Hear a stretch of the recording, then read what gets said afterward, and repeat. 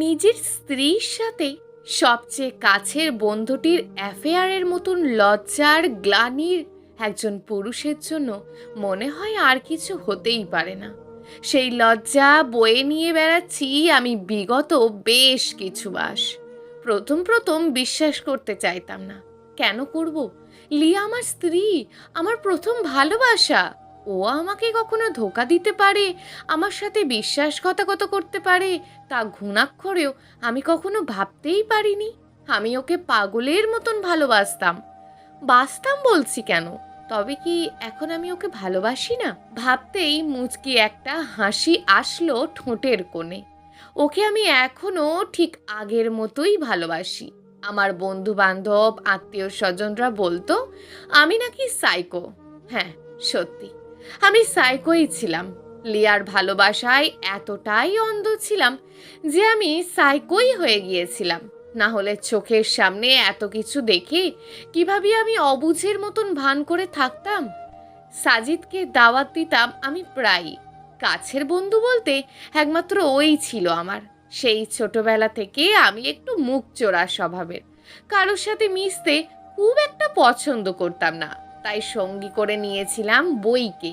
প্রচুর বই পড়তাম। না, শুধু কমিশক আর গোয়েন্দা কাহিনীই নয়, নিজের পাঠ্য বইটাই পড়তাম কয়েকবার করে। আর যেটা আমার জন্য শাপে বর হলো, কখনো সেকেন্ড হতে হয়নি আমাকে ফার্স্ট ছাড়া। এমনটা হয়েছিল যে আমি মনে করতাম স্কুলের ফার্স্ট প্রাইজটা আমার জন্যই কেনা হয় প্রতি বছর। ওটাতে শুধু আমার একার অধিকার, আর কারণ না। অহংকার নয়, বরং ওই মুখ চোরার স্বভাবের জন্যই আমি কারোর সাথে কথা বলতে পারতাম না ক্লাসের। আর সবাই কিনা ভাবতো আমি ফার্স্ট বয়, তাই আমি না কুচু অহংকারী।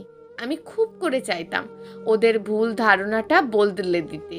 আমি কল্পনা করতাম আমি হুট করে একদিন ক্লাসে সবার সাথে নিজে থেকে গিয়ে কথা বলবো, টিফিন ব্রেকে সবার সাথে ক্রিকেট খেলছি, হই হই করে বেড়াচ্ছি মাঠ জুড়ে। কিন্তু ওই কল্পনা পর্যন্তই। কখনো পারিনি নিজে থেকে গিয়ে কারোর সাথে বন্ধুত্ব করতে। কেউ আসতো না আমাকে ঘাঁটাতে। সবাই যখন টিফিন ব্রেকে মাঠে হই হুল্লোড় করে ক্রিকেট ডাঙ্গুলি খেলতো, আমি তখন ক্লাসরুমেই মাথাটা নিচু করে ইংলিশ প্যারাগ্রাফ মুখস্থ করতাম, না হয় পিথাগোরাসের উপপাদ্য। ক্লাস 8-এ আমাদের জেলা স্কুলে এসে ভর্তি হলো সাজিদ। গ্রামের ছেলে, মাথা ভর্তি কোঁকড়া চুল, ঝকঝকে সাদা দাঁতের আত্মবিশ্বাসী হাসি, আর ওই চোখ জোড়া। ওকে দেখেই আমার মনে হয়েছিল এবার বুঝি আমার বন্ধুত্বের খরাটা কাটলো। কিভাবে জানি না, এই মুখচোরা আমি বড্ড ভালোবেসে আপন করে নিলাম সাজিদকে। ক্লাসে সবাই অবাক হয়ে দেখতো, এই কি সেই আবির যে কিনা কারোর সাথে কথা বলতো না দাম্ভিকতার জন্য, মিশতো না কারোর সাথে?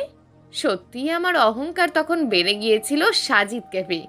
চিৎকার করে বলতে ইচ্ছে করতো সবাইকে, দেখো দেখো, আমারও বন্ধু হয়, আমিও বন্ধু বানাতে পারি।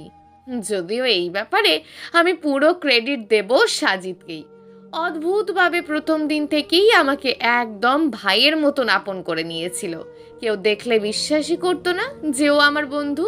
সবাই ভাবতো হয়তো আলাদা চেহারার দুই যমজ ভাই আমরা। সাজিদও পড়াশোনায় মারাত্মক ডেডিকেটেড ছিল, এটাও একটা কারণ অবশ্য আমাদের বন্ধুত্বের। এতদিন স্কুলে আমাকে টেক্কা দেওয়ার মতন কেউ ছিল না। সেকেন্ড যে হতো, আমার থেকে বহু মার্কের ব্যবধান থাকতো তার। তাই আমি ধরেই নিয়েছিলাম এই স্কুলে আমার চেয়ে ভালো কেউ করতে পারবে না। তাই ক্লাস 8-এর প্রথম অঙ্ক ক্লাস টেস্টটায় যখন সাজিদ আমার থেকে 2 মার্ক বেশি পেয়েছিল, ক্লাসের সবাই অবাক হয়ে তাকিয়েছিল ওর দিকে। সবচেয়ে বেশি অবাক হয়েছিলাম আমি। ও পড়াশোনায় ভালো জানতাম, কিন্তু আমাকে টেক্কা দিতে পারে আমি কল্পনাতেও ভাবিনি। গণিতের আশরাফ উদ্দিন স্যার যখন মুচকি হেসে বলেছিলেন, এইবার আবিরকে টেক্কা দেওয়ার একজনকে পাওয়া গেল, গুড লাক সাজিদ, আমার তখন কলিজাটা ছিঁড়ে যেতে লাগলো। বন্ধুত্ব বন্ধুত্বের জায়গায়, আর আমার প্রথম অবস্থান অন্য জায়গায়। তবে সেবারই শেষ। ওকে আর কখনোই আমার থেকে বেশি ভালো করার সুযোগ আমি দিইনি। ও সেকেন্ড হতো, যদিও মার্কের ব্যবধান থাকতো খুবই কম, কিন্তু ফার্স্ট তো আর হতো না। এই না যে আমি ওকে হিংসা করতাম, তবে কোথায় যেন আমার ভিতরে একটা অহংকার চলেই এসেছিল, ফার্স্ট আমাকে হতেই হবে। এভাবে পার করলাম আমাদের স্কুল জীবন। মাধ্যমিক পরীক্ষায় অত্র বিভাগের মধ্যে তৃতীয় হলাম আমি, আর বরাবরের মতন স্কুলে ফার্স্ট। সাজিদ নিজেও বিভাগের মধ্যে দশম হয়েছিল আর স্কুলের মধ্যে দ্বিতীয়। আমাদের শিক্ষকরা আমাদের দুজনকেই পুরস্কৃত করেছিলেন একটা অনুষ্ঠানের মধ্য দিয়ে। দ্বিতীয় পুরস্কারটা নিয়ে যখন সাজিদ স্টেজ থেকে নেমে দৌড়ে এসে আমায় জড়িয়ে ধরে, হাসতে হাসতে বলে, যা বেটা, এবারও তোরে ফার্স্ট হতে দিলাম, কিন্তু একদিন দেখিস ঠিকই তোরে হারিয়ে দেব। সেদিন আমি ফার্স্ট হব আর তুই লাড্ডু গুড্ডু। সাজিদ হাসে, আমিও হাসি। কিন্তু সেই কথা যে সাজিদ সত্যি সত্যি প্রমাণ করে দেবে তা বুঝতে আমার অনেক বছর লেগে গেল। কলেজের গণ্ডি পেরিয়ে আমি যখন দেশের সেরা বিদ্যাপীঠের একটি বুয়েটে চান্স পেলাম, ও তখন আমাদের জেলাতেই একটা বিশ্ববিদ্যালয়ে চান্স পেল। হয়ে গেল দূরত্ব আমাদের মধ্যে, তবে সেই দূরত্ব ছিল শুধু চোখের দেখার, মনের দূরত্ব আমাদের কখনোই হয়নি। তাই তো ছুটিতে বাড়িতে ফিরেই ব্যাগটা কোনো রকমে বাড়িতে ফেলতেই ছুটে আসতাম সাজিদদের বাড়ি, ঝাঁপিয়ে পড়তাম ওর ওপর। ছুটিতে এসে নিজের বাড়িতে থাকতাম কম, ওর বাড়িতে থাকতাম বেশি। যাওয়ার দিন ও শার্টের হাতায় বারবার চোখ মুস্তর বলতো, ধুর বেটা, চোখে পোকা পড়ার আর সময় পাইল না, যা বেটা, পরের বার আসলে এদিক মুখো হবি না, আর তোর যন্ত্রণায় টিকতে পারি না আমি। এই বলে সাজিদ আর পেছনে তাকাতো না, এক ছুটে চলে যেত বাড়ির দিকে। মুখচোরা স্বভাবের সেই আমি তখনও বলতে পারিনি, সাজিদ রে, আমারও ভীষণ কষ্ট হচ্ছে রে তোকে ছাড়া যেতে, আমার চোখেও তোর চোখে পড়া ওই পোকাটাই পড়েছে। এইভাবেই শেষ হলো আমাদের ভার্সিটি লাইফও। আমি বের হওয়ার সাথে সাথেই একটা মাল্টি ন্যাশনাল কোম্পানিতে একটা ভালো পদে চাকরি পেয়ে গেলাম। চেয়েছিলাম দেশের বাইরে চলে যাব। বাবা মায়ের একমাত্র সন্তান হওয়ায় তারা আমাকে বিদেশ যেতে নারাজ। সাজিদও তখন পড়াশোনা শেষ করে জেলাতেই একটা ভালো চাকরি জোগাড় করে ফেলে। আমাদের বন্ধুত্ব তখনও রমরমা। একই শহরে তখন দুজন, উইকেন্ডে বেরিয়ে পড়তাম হুটহাট। প্রথম প্রথম সাজিদের বাইকে, এরপর লোন নিয়ে কিনলাম প্রাডো। প্রায় প্রায় আমরা ছুটি পেলে গাড়ি নিয়ে গ্রামের দিকে চলে যেতাম। গ্রামে গেলেই সাজিদ উদাস হয়ে যেত, ভরাট কণ্ঠে বলতো, দোস্ত, বিয়ে করলে গ্রামের মেয়ে করব, দেখিস, পুতুলের মতন সাজিয়ে রাখবো। আমি হালকা হাসতাম ওর কথা শুনে, ভালো লাগতো শুনতে। মুখচোরা আমি সেদিন ওকে বলতে পারিনি আমারও তোর মতোই ইচ্ছে। বছর ঘুরতে না ঘুরতেই মা আমার বিয়ের জন্য জোরাজুরি করতে শুরু করলো। সত্যি বলতে আমারও তেমন অমত ছিল না। সাজিদ আমার ভালো বন্ধু, কিন্তু সব কিছুর বাইরেও আমি একদম নিজের একজন মানুষ চাইতাম, যে আমাকে বুঝবে, আমার পাশে থাকবে, আমার মুখচোরা স্বভাবের জন্য আমাকে কখনো অহংকারী ভাববে না। লিয়াকে যখন ঘরে তুলি, ওর বয়স তখন কত হবে, 20 কি 22 বছর। মাই ওকে পছন্দ করে প্রথম। অবশ্য প্রথম দেখার পর আমারও যে ওকে পছন্দ হয়নি তা নয়। আহামরি সুন্দরীও নয়, শ্যামলা মাঝারি গড়নের মেয়েটা, কোমর পর্যন্ত কোঁকড়ানো চুল। প্রথম দেখেছিলাম চোখে কাজল দেওয়া আর জোড়া ভুরু যুগলের মাঝে ছোট্ট একটা কালো টিপ। ব্যাস, এইটুকুই আমার প্রেমে পড়ার জন্য যথেষ্ট ছিল। সাজিদের পরিচয় হওয়ার পর থেকে আমার ভালো মন্দ সব সময় ওকে পাশে রেখেছি, তাই পাত্রী দেখার সময়ও ও সাথেই ছিল। আমার কানের কাছে ফিসফিস করে বলল, দোস্ত, তুই আরো সুন্দরী ডিজার্ভ করিস, বাদ দে। কিন্তু না, আমি বাদ দিতে পারিনি। লিয়াকে আমি প্রথম দেখায় প্রেমে পড়ে গিয়েছিলাম, যাকে কিনা বলে লাভ অ্যাট ফার্স্ট সাইট। প্রেম করা তো দূরে থাক, জীবনে কোনো মেয়ের সাথে কথা বলা হয়নি। সাজিদ অবশ্য এই ব্যাপারে বেশ এগিয়ে, ওর ফেসবুকে মেয়ে ফ্রেন্ড ভর্তি, আর যাদের সাথে ও রাত জেগে চলে চ্যাটিং, যার বেশিরভাগ 18+। লিয়াকে ভালো লাগার আর একটি কারণ ওর কণ্ঠ, হাই রিপিট, নেশা ভরা পাগল করা কণ্ঠ। আমার মনে হয় যে কোনো পুরুষের মাথা খারাপ করে দেওয়ার জন্য ওর কণ্ঠই যথেষ্ট। এমন সুরেলা রিনরিনে কণ্ঠ আমি মনে হয় না এর আগে শুনেছি। কথা শুনলেই মনে হয় গান শুনছি যেন। আশ্বিন মাসের এক সন্ধ্যায় লিয়া বউ হয়ে আমার ঘরে আসে। আমার মনে হলো যেন আকাশের চাঁদ পেয়েছি আমি।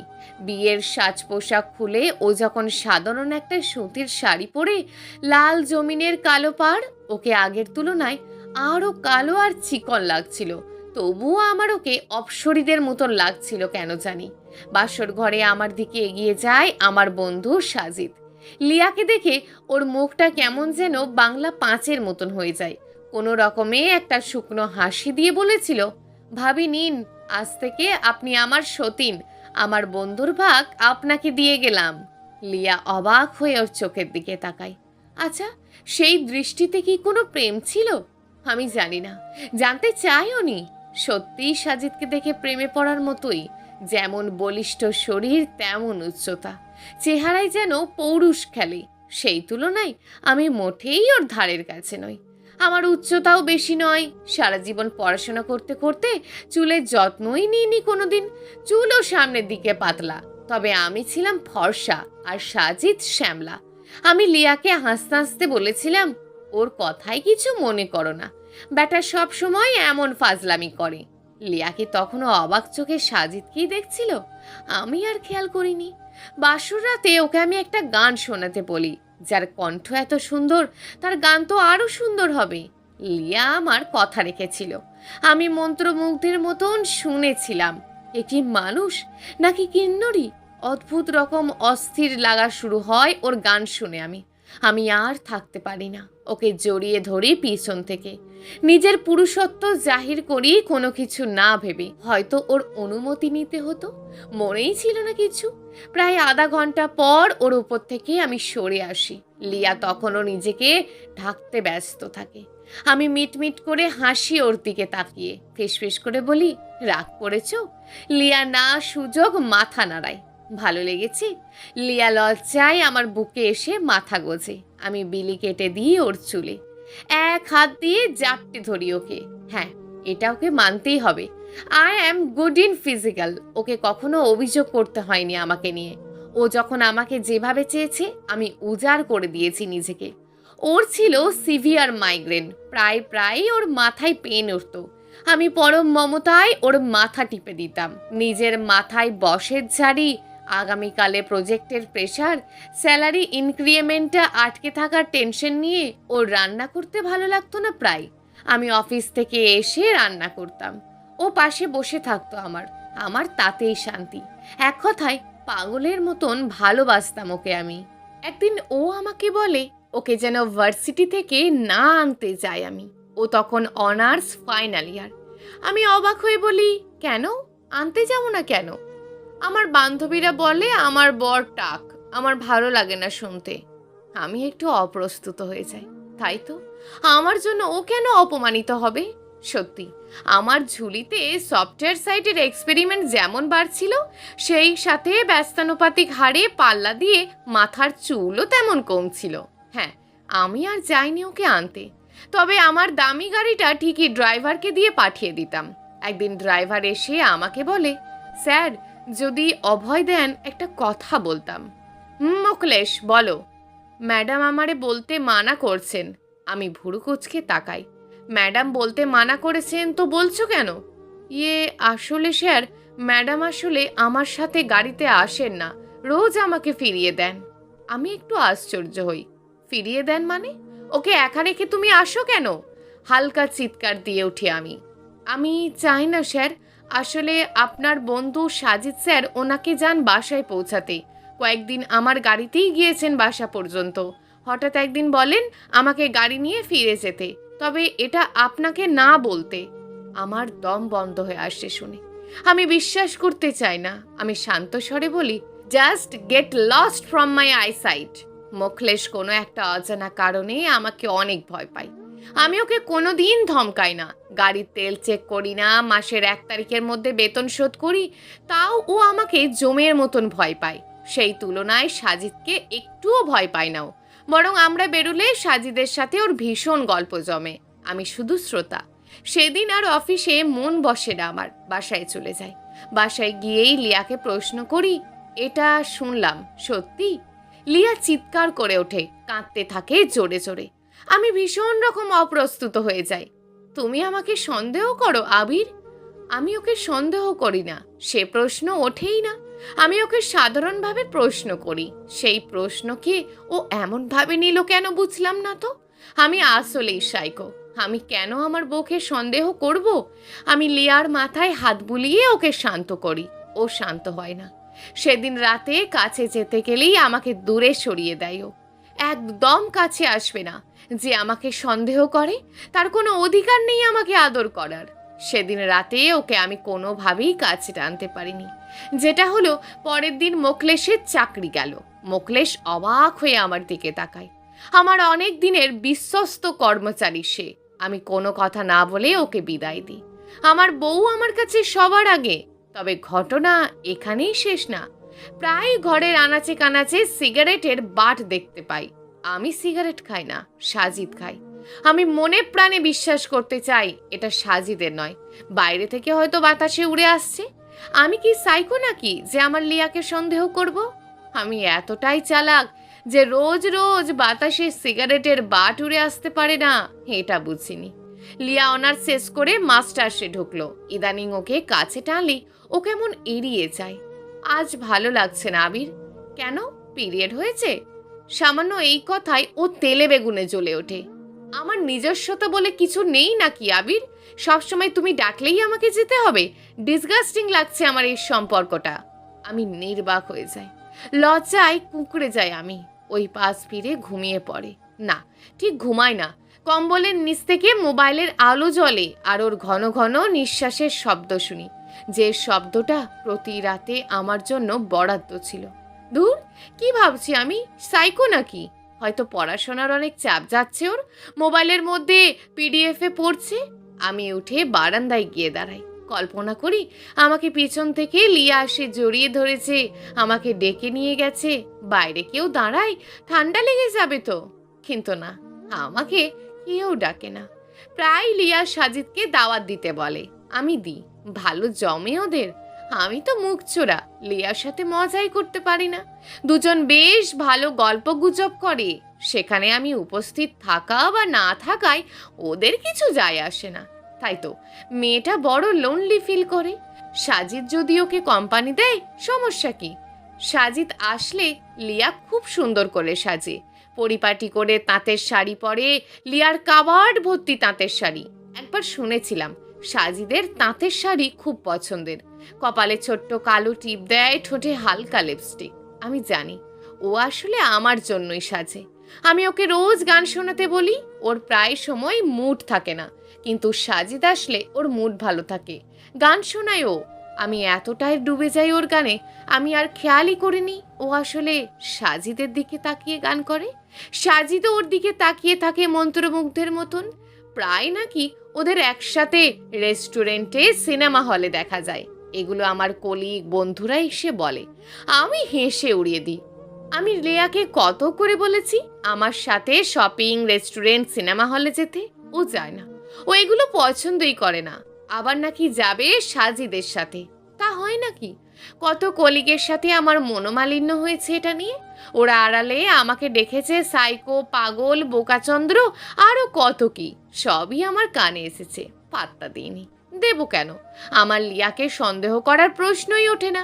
একদিন জোর করেই লিয়াকে কাছে টানলাম। ও কোনো রিয়্যাক্ট করলো না, চিৎকারও করলো না, শক্ত হয়ে পড়ে রইল। মিনিট 20 মাথায় যখন আমি সরে গেলাম, আমিও তখন চুপ করে আছি। আমার প্রচণ্ড অপরাধ বোধ হতে লাগলো। আমি ওকে সরি বলতে গেলেই ও শীতল চোখে আমার দিকে তাকালো। আমি কিছু বলার সাহস পেলাম না। ব্যাস, এরপর থেকে আমাদের বিছানা আলাদা হয়ে গেল। আমি শত চেষ্টা করেও আমার লিয়ার গণ্ডির মধ্যে ঢুকতে পারলাম না। অপরাধ বোধ আমাকে কুঁড়ে কুঁড়ে শেষ করে দিত। আমার কাছে টাকা ঠিকই নিত, কিন্তু আমার সাথে ওর দূরত্ব হয়ে যাচ্ছিল যোজন যোজন দূরের।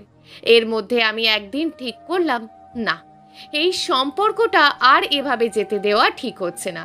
আমার ভালোবাসার স্ত্রী, তাকে এভাবে হারিয়ে যেতে দেব না আমি। 2টো টিকিট কেটে ফেললাম আমি ব্যাংককের। ওকে সারপ্রাইজ দেব আমি, কারণ ওর প্রিয় জায়গা ব্যাংকক। অনেক আগে বলেছিল একবার, ব্যস্ততার জন্য সময় পাইনি এতদিন।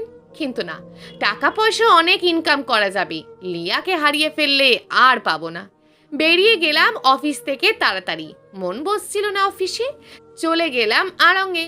পছন্দের মিষ্টি গোলাপি রঙের জামদানি কিনে নিলাম আমি, সবচেয়ে দামিটা। এক সেটের হালকা সোনার গহনাও কিনে নিলাম। ওর সোনার গহনা খুব পছন্দের, তাই খালি খালি লাগছিল। তারপরেও 25টা তাজা গোলাপ কিনে নিলাম। দেখব আজ কিভাবে আমার লিয়া আমাকে দূরে ফেলে রাখতে পারে। গাড়ি ছেড়ে রিক্সা নিয়েছি। মনটা অসম্ভব ফুরফুরে হয়ে আছে। ফ্ল্যাটের সামনে এসে কলিং বেল বাজাতে যে মনে পড়লো, না থাক, ওকে সেই বাসর রাতের মতন পেছন থেকে জড়িয়ে ধরবো। ডুপ্লিকেট চাবি দিয়ে ভেতরে ঢুকলাম। পা টিপে টিপে হাঁটছি। নিশ্চয়ই রান্নাঘরে আছে ও এখন। আমাদের বেডরুমের পাশ দিয়ে যেতেই সেই চিরচেনা ঘন ঘন নিঃশ্বাসের শব্দের স্নানুর মতন জমে গেলাম আমি। আমার হাত থেকে খসে পড়ল ফুল, শাড়ি, গহনার বাক্স। অবশ্য সেই সামান্য শব্দে ভিতরে কারোর অসুবিধা হলো না, হওয়ার কথাও না। তীব্র তৃপ্তির সময় এই শব্দ কিছুই না। আমি চাই না ওই দৃশ্য দেখতে। আমি পারবো না, আমার কলিজা ছিঁড়ে যাবে। আমার মাথা ছিঁড়ে পড়ছিল যন্ত্রণায়। আমি মাথা চেপে ধরে টলতে টলতে সোফায় গিয়ে বসলাম। অপেক্ষা করতে লাগলাম তাদের জন্য। আমার পা জড়িয়ে ধরে বসে আছে এখন লিয়া। আমার ভালোবাসা আমার পায়ের কাছে কেন? বুকে থাকার কথা তো। আমি বলতে চাইলাম ওকে চিৎকার করে, তুমি যাকে আমার চেয়েও আপন করে নিয়েছো, সে তোমার মতন আরও অনেকের সাথে সম্পর্ক করেছে। তার কাছে তোমার মূল্য 2 টাকারও সমান না। কিন্তু না, আমি বললাম না। পাহাড় সম ভালোবাসা দেওয়ার পরেও যে মানুষটা আমার হয়নি, তাকে আর কিছু বলেই ফেরানো যাবে না। সে রাতে লিয়া আমার কাছে অনেক ক্ষমা চায়। সাজিদও আমার চোখের দিকে তাকাতে পারেনি। আমি সুন্দর করে হেসে তার কাঁধে হাত দিয়ে বললাম, তুই তোর কথা রেখেছিস বেটা। সারা জীবন আমাকে হারাতে না পারলেও এই যাত্রায় হারিয়ে দিয়েছিস। সত্যি আজ তুই ফার্স্ট আর আমি লাড্ডু গুড্ডু। সাজিদ আমার কাছে অনেকবার ক্ষমা চাইতে চাই, আমি দিই না। দারোয়ানকে ডেকে ঘাড় ধাক্কা দিয়ে বের করে দিতে চাই ওকে, কিন্তু না, আমি এখনো আমার ভালোবাসার স্ত্রীর অসম্মান করতে চাইনি। 3 মাসের মাথায় আমাদের ডিভোর্স হয়ে যায়। অবশ্য আমার পক্ষ থেকে না, লিয়ার পক্ষ থেকে। আমার দোষ? নিজের স্ত্রীকে অকারণে সন্দেহ। আমি মুচকি হেসে সবটা মেনে নিই।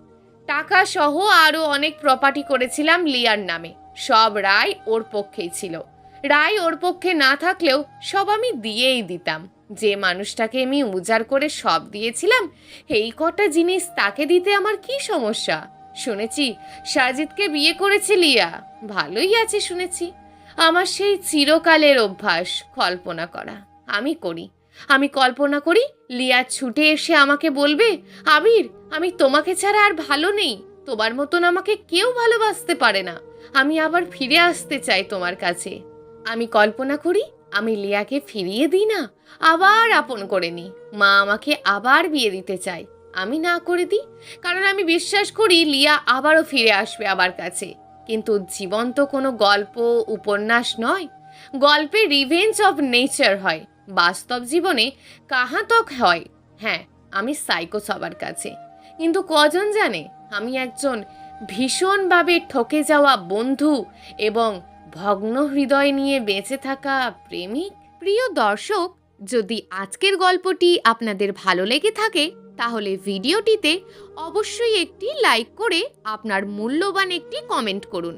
আর হ্যাঁ, চ্যানেলটিকে যদি সাবস্ক্রাইব করে না রাখেন তাহলে চ্যানেলটিকে অবশ্যই সাবস্ক্রাইব করে আমাদের পাশে থাকুন।